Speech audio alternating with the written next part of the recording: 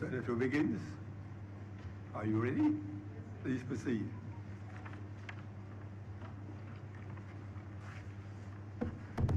Good afternoon, and thank you, Mr. President. Good afternoon. It's always difficult for a batsman to come in after Brian Lara. And I have and after lunch at that, after Brian Lara has batted and made a triple century, it's very difficult batting on a wicket after he is finished with it. Mr. President, I heard the Minister of Tourism when he spoke. I listened to his entire speech when he spoke on this whole document with the Cruise Development Commission. And he was totally comprehensive in everything he said because, you know, he went from Genesis to Revelation, the full transactional line when visitors come to Barbados and when they come off the cruise ships, the entire thing, visiting all the attractions. And I thought, quite frankly, it was an excellent speech. I listened to him because I knew that we would have had to speak on it at some time and to make sure that I got all my I's dotted and T's crossed. Now, Senator Grant refers to the whole question of research that should be done with respect to visitors, I think, and their spending power. I remember years ago when I worked in Bridgetown, visitors would come in the store because he said about, you know, visiting the Florida Caribbean Cruise Association and dealing with the cruise directors. And at that time, the cruise directors would tell the visitors not to shop in Barbados because it's an expensive destination. So I would really like to know what we are doing in that particular area now that when we meet with the FCCA and talking about all of our shopping experiences, because you have sometimes, if they come visit Barbados on a holiday, that some stores in Broad Street have to open. And when these people open, it's a cost to them. And if shoppers do not come in, at the end of the day, they would make a loss. So I think that we have to deal with the research in terms of dealing with the visitors from in the markets themselves. Yes, the FCCA would assist us, but let's say we have tourism offices in Canada, the United States, and the United Kingdom. And when our directors go out to these visitors, they must tell them at that point in time, not only about visiting Barbados, about the shopping experiences in Barbados, about all the recreational activities that we have here. And I noticed that recently in terms of the infrastructure, because I'm not going to go over a lot of things Senator Grant said, he was really very comprehensive as well. One of the things that we need in terms of visitor experience and Barbados experience as well is the building out of bathroom facilities. In Bridgetown, I am told, I haven't done it as yet, the new train from St. Nicholas Abbey that's going through the country, one of the stops is at Farley Hill. And I was told that there are no bathrooms there. So bathrooms should be built where some of the visitors are going around the country, because it is a very, you know, it does not sound sexy, but bathrooms are very, very important to visitor experience. If you are on Broad Street and you want to use the bathroom, the banks are not going to allow you to. Most stores say, no, you're not, and there's only one store on Broad Street practically where you can go. So I think one of the things that people have to look at in terms of both visitors and Barbadians will be the building out of bathroom facilities around the country where they can be fully utilized. And that is a very critical thing. In terms of the local tourism, a lot more advertising has to go into visiting places like the Wax Museum. I think that's also on Broad Street where all the wax figures are. And that's it has some of the cultural icons there, the cricketing icons. And I think that that is one of the very good things that you have to do in terms of the promotion of visitors visiting Barbados. And we know the other day there was the incident with the jet skis, and I think now that that has impacted somewhat on our tourism, because once these things are on the international news, then people can get the wrong information. And I think what was being discussed at the time was that we're going to have some GPS tracking systems put on board the jet skis and so on, because this is all part of the visitor attraction for their safety and recovery processes. One of the other things that we should look at in terms of the infrastructure, Mr. President, is the installation of a lot more cameras, because once I was told again when I was in London, between leaving home and getting to work, I would have been clocked 300 times on cameras. So I think that we need, in terms of the whole visitor experience, because you can see when somebody goes missing in the international countries, in Turkey and wherever, you can always get CCTV pictures of exactly where they were on the beach. And most of the legislation, like I said, that come here to this parliament is obviously trying to bring Barbados in line with what's happening internationally. And this whole idea of the installation of cameras would be very, very effective in terms of even the movements of people along the way. Another thing that visitors looked at, and Senator Grant touched on it a little bit, is the whole question of smart technology. You go on your phone and you book an Uber, you book a taxi, and you get the taxi, it will tell you where the nearest taxi is that you can go and take that taxi. So all these things that we have to look at building out in terms of visitor experience is not only the food and the actual attractions, but it's the other things surrounding it. One of the other things too, believe it or not, is in the area of the said zebra crossings. I know that there are zebra crossings with lights on them, but again, if you're bringing Barbados into the international arena, you have to have the zebra crossings that are controlled by traffic lights. The ones, I think we have one by Shafet, the one that's by Shafet Rockley, that crossing there is controlled by traffic lights.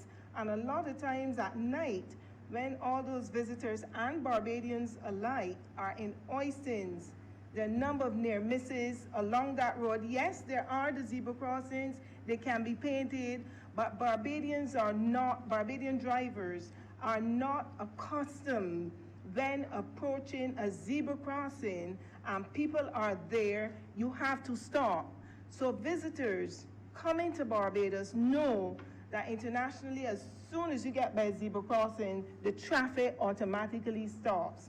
So given that it is not our cultural experiences to do that, Mr. President, I am saying to the tourism players here, install traffic lights by critical zebra crossing areas. The other thing, and the last thing that I'll speak to, is the whole question of the expansion of the Grantley Adams International Airport. We should, in the terms of building out, I've not seen the plans, so I don't know. We should have the multi-storied car parks, because parking at Grantley Adams at peak times is very, very, very critical. So I hope with the building out, we will have those multi-storied car parks. And previously, I had spoken to the whole question of jet bridges as part of that expansion program. And even though, Mr. President, through you to my senator here, even when we have the jet bridges, I think we should still have the option of letting the passengers disembark in the sunshine.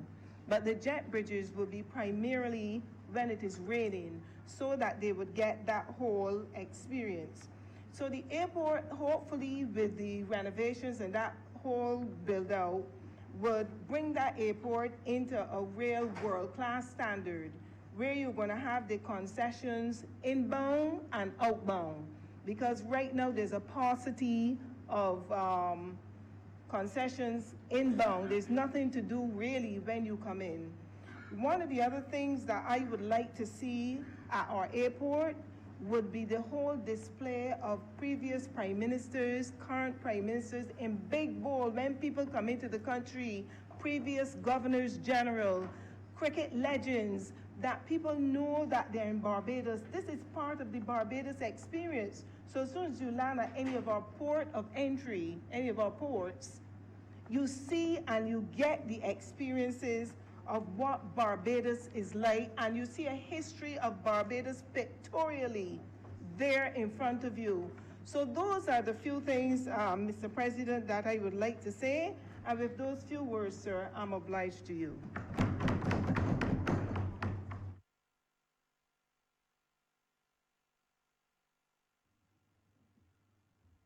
Good afternoon, and thank you very much, Mr. President, for affording me this opportunity to speak to this resolution. I'll be very brief with regard to the resolution before us, just to point out some things that I believe are necessary for going forward. I believe the first thing we need to come to grips with, having looked at the principal challenges confronting the cruise tourism in Barbados, particularly the first three: an aging and aesthetically limited port infrastructure, an uncompetitive and unappealing shopping environment, and a limited number of tourism attractions and the absence of new products. I mean, these are telling.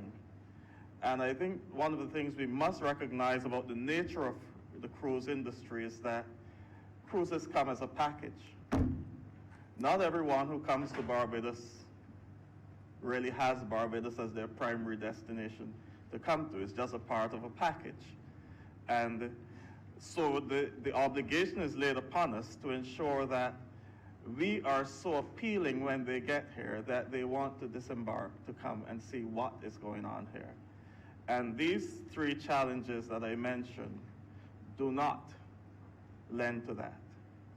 In fact, for those of us who have even done some traveling within the cruises that leave from Barbados, you will recognize that our port, because of its dual function of a cargo and cruise port, is not very appealing when you look at some of the others in the region. And when a person goes on a cruise, I believe that it is the time when we should be thinking that there ought to be a seamless transition from when one steps off the cruise ship onto land, that same environment must be there. Persons must be interacting with the people from this country. And when we look at the environs of our port, where it is, I believe we can all be honest and say it's a very desolate place once you come through that gate. There's not much happening down there. There's nothing naturally occurring around our cruise port. And it is not very appealing to the passenger who is coming in. In addition to that, even coming into Bridgetown, a lot of the activity that once existed in Bridgetown has been decentralized. We now have, there's some days you come into Bridgetown and it can appear as a ghost town. And so perhaps that is why, as mentioned in this document, the Sugar Point project has seemingly been shelved. And we're now looking at berthing somewhere in the West Coast, on the West Coast for some ships. And I support that idea in that it offers diversity, and I think that the West Coast as it stands is even more appealing in terms of our tourism product than coming into the port at Bridgetown. I would like to add to that, if we are going to go that way, to keep the option of Bridgetown open, that we also look at the concept of water taxis to move persons from that area to Bridgetown. Because for those of us who have traveled, I'm sure you would know, if I'm going to a country for one day, I do not want to be stuck in traffic. I do not want my time to be taken up traveling on a road, just sitting in a car, sitting in a taxi somewhere. And I believe the concept of water taxis can offer a new avenue, even a new attraction, just to enjoy the beauty of the West Coast as you come up. Even we can have stops leading right up to Oistins. And this is a new attraction that I believe would add to our tourism product. In addition to this, I need to put in a plug here for heritage tourism. I think we mention it, but we do not seem to be very serious about it. Barbados, because of its history, has some of the most beautiful buildings in the region, simply because the English settled here not simply as a colony, but as home. And so the concept of Little England is not something we should be ashamed of. But in order to capitalize in this area of heritage, we have to take seriously our architectural infrastructure. We have to take seriously the buildings that we have and recognize that these buildings have value, and we need to be serious about putting some money into them to bring them up to scratch. The subvention that is given to the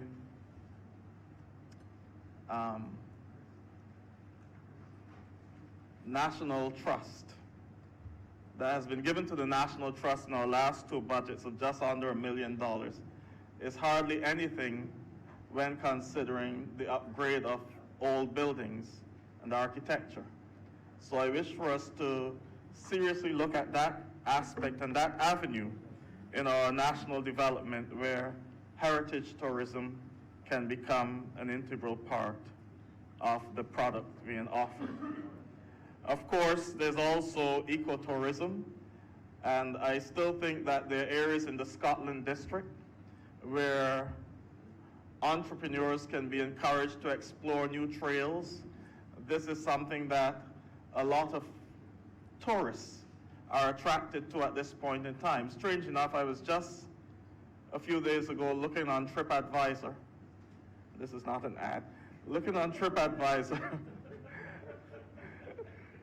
And I just happened to come across the church that I grew up in St. Kitts, St. Mary's Church, which is a little quaint building in the countryside, Keon, St. Mary's.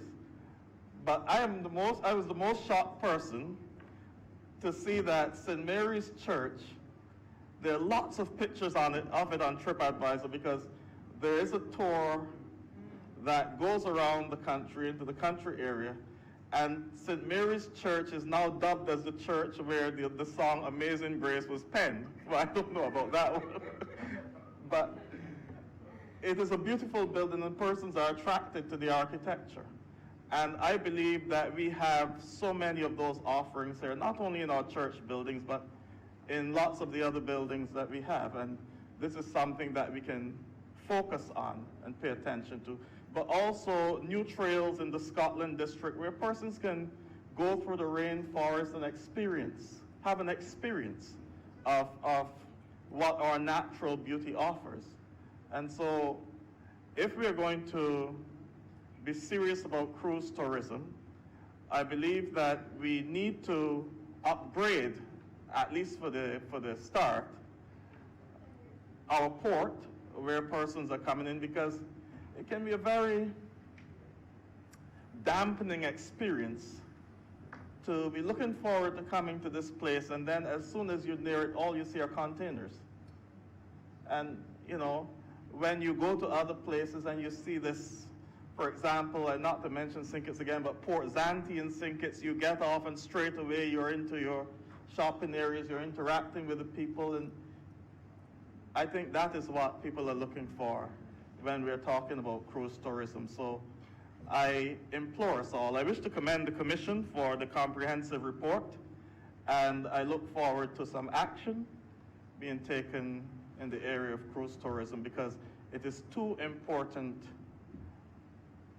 an income stream for us not to take seriously. So I encourage us to continue the good work of the commission, but also let us have some implementation so that we can salvage our cruise industry and also build it up from here on. Thank you very much, sir.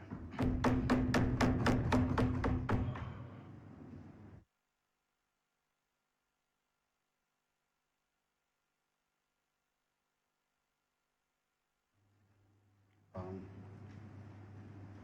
Thank you, Mr. President. I entirely agree with Senator Rogers and his comments on heritage tourism.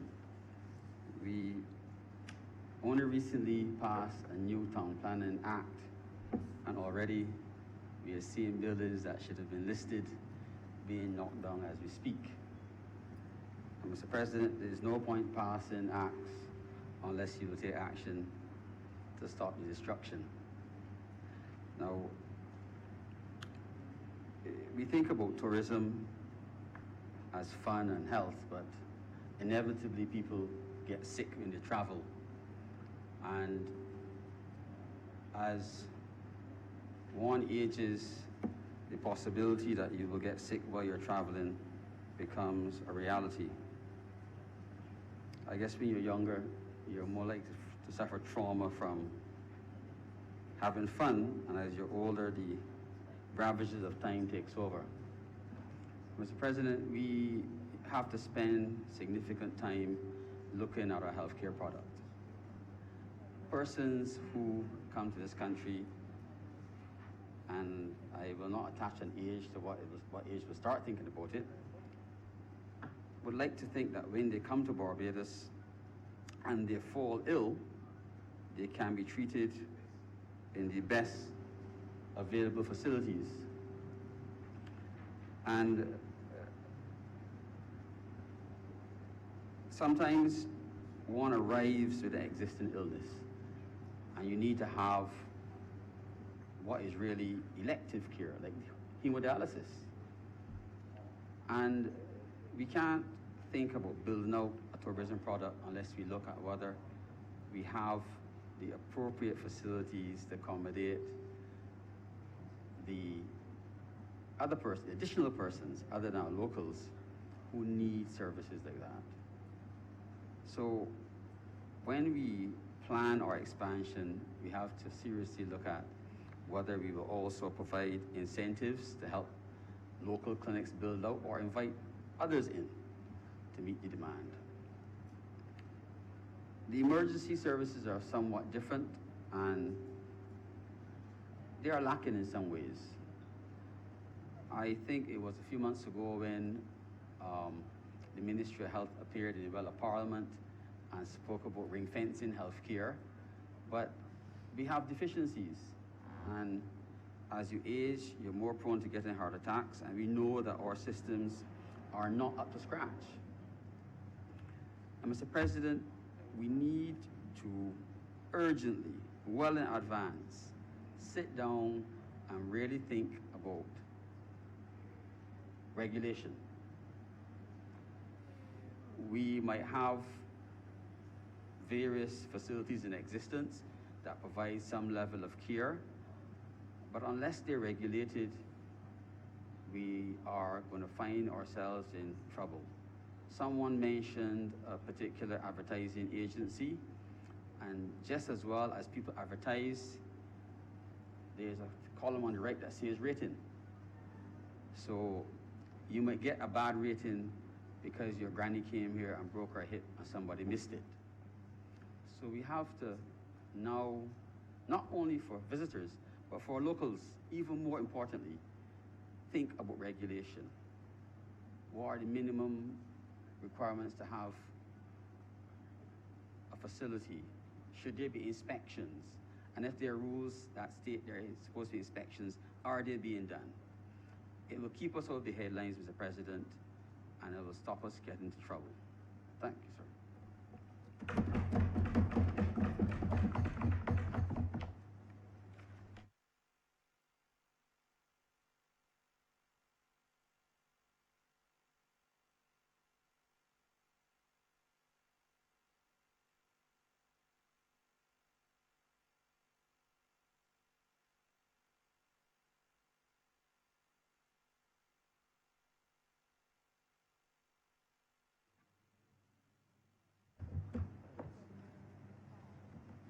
Mr. President, thank you. And I am certainly very heartened by the contributions that have been made by my fellow senators on this resolution regarding the National Cruise Development Commission's report. Now, it certainly speaks, this report, to the need for Barbados to become more visitor-friendly. And we have heard a number of our other colleagues here speak to that matter, and I completely agree with everything that has been said. There's a white paper on sustainable development of tourism in Barbados, and it highlights that information technology is pivotal to achieving sustainable tourism. And this Barbados Labour Party government of Barbados also is committed, and if I can quote from the manifesto, sir, with your permission, Mr. President, the provision of universal access to a minimum threshold of high-speed broadband internet as a means of powering the new national digital economy, smart cities and smart Barbados. And I started with that, Mr. President, because in another capacity, I have responsibility for the Ministry of Innovation, Science and Smart Technology. And I heard Senator Rogers speak about implementation. And I just hope that he will be heartened, as will others, that the implementation process has already started, certainly in terms of building a smart bridge town. Because we have to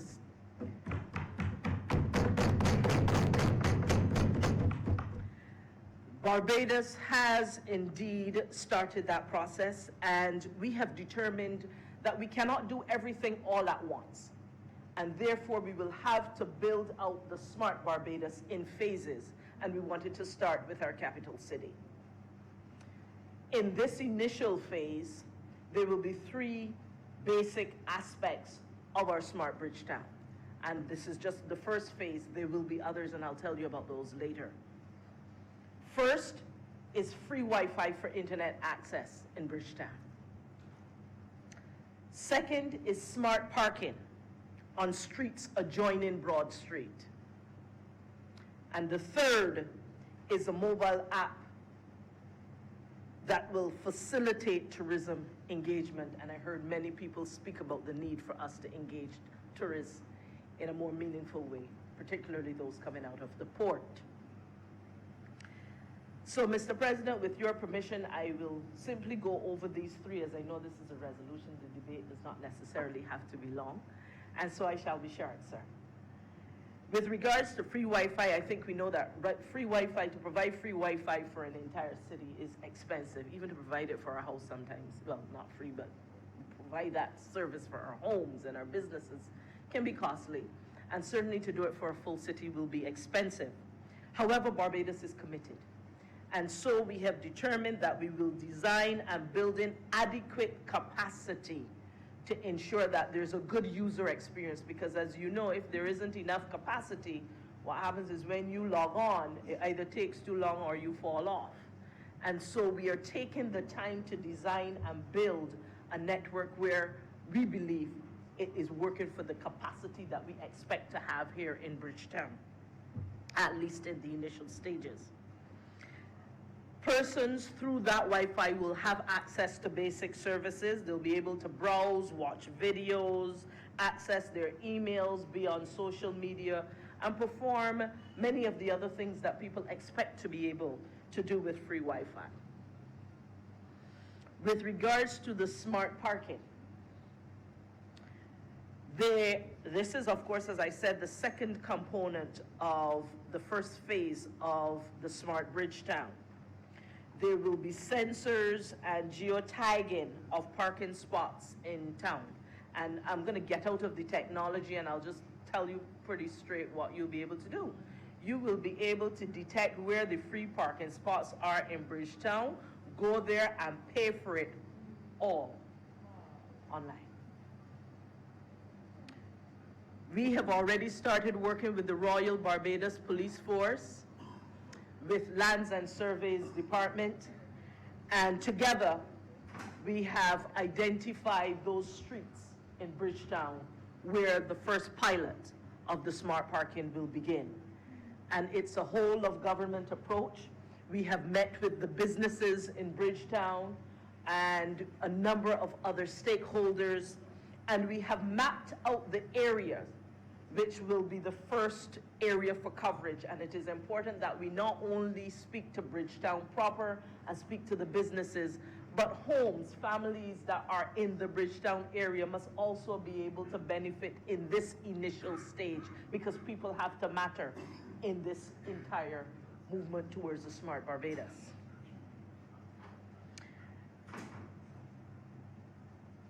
I said I will be short, sir, so I will move on to the tourism mobile app. Again, this is all of Barbados working together, and so the Barbados Tourism Product Authority has already started its work on a mobile app that, using the free Wi-Fi and an interactive mobile app, will be able to add value to the experience of the tourists who are connecting into the system. Our ministry is also working with businesses and groups to create what is called hotspots. And these hotspots are areas where you will have very high-speed access. There'll be green spaces, and we can create social interaction in those areas as well. And so there'll be hotspots around Bridgetown in collaboration with tourists. And those hotspots will not just be for the tourists, they'll be for Barbadians as well. So I think we all know that there are several benefits to us having a smart city. We will, as we go forward in the future, I said we will start with those three being the free Wi-Fi, the smart parking, and of course the Tourism Act enhanced tourist engagement. But in the future, we will also have the smart city being connected to our sewer system, our infrastructure, our lighting, and we'll be able to do some environmental monitoring. And on a platform that is integrated, we'll be able to responsibly share information and research that will help us to plan, so that we know, for example, somebody mentioned having increased cameras in certain areas, so you know how you can deal with security in particular areas, so that we know there are certain streets at certain times. What do we do with lighting in those areas? Are we able to keep those lights at full blast, or do we have them at a level which is still safe, but it reduces the impact on the environment in terms of our usage of power, etc. And so the process has started. Where are we now? We determined, in fact, the Cabinet of Barbados gave our ministry the authority to go forward through a public tender process. Tenders have been received, tenders have been closed, tenders have been evaluated, and now they are before the procurement team here in Barbados to make sure that there's total transparency and fairness in the way that the tender is then issued. And so within the next few months, Barbados will begin to see us move in the direction of a smart Bridgetown. And so, as I close this debate on the final report of the National Cruise Development Commission, I do so with pleasure, allowing this chamber and Barbados through you, Mr. President, to know that Smart Bridgetown is on its way. And with these few words, I beg to move that this resolution now pass.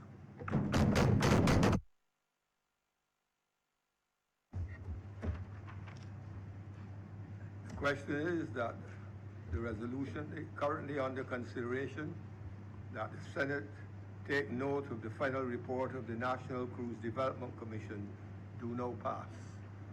All honorable members in favor, please say aye. Aye. Those against, please say no. I think the resolution has been passed.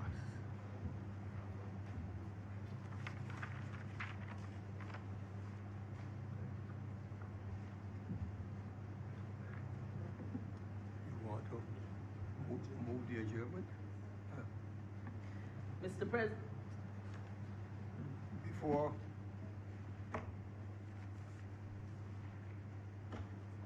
the adjournment of the Senate be moved, I just wish to report to all honorable members that Senator Althea Wiggins has been appointed as the Prime Minister's Special Envoy to Suriname. Her duties will involve moving between Barbados and Suriname. And to that extent, she will not be resigning from the Senate to carry out her duties as Special Envoy. I just want to take this opportunity, and I'm sure that I speak on behalf of all fellow senators, in wishing her well in this new and important assignment. And I'm glad that she will now receive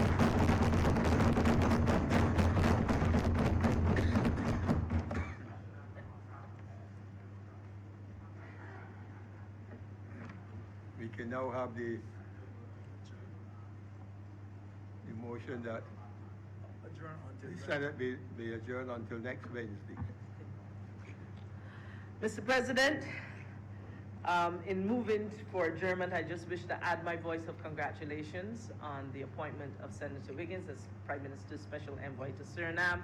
We know that you will do Barbados proud, and we look forward to seeing you here in the Senate, as you will not necessarily, I am told, and I am not sure of that, but I am told that you will not be gone permanently, and therefore we look forward to seeing you here from time to time. And Mr. President, on that note, I beg to move that the Senate now adjourn until next Wednesday, July 24th. The question is that the Senate be now adjourned until next Wednesday, July 24th. All honorable members in favor, please say aye. Aye. Those against, please say no. And we are now adjourned until next week, Wednesday, July 24th.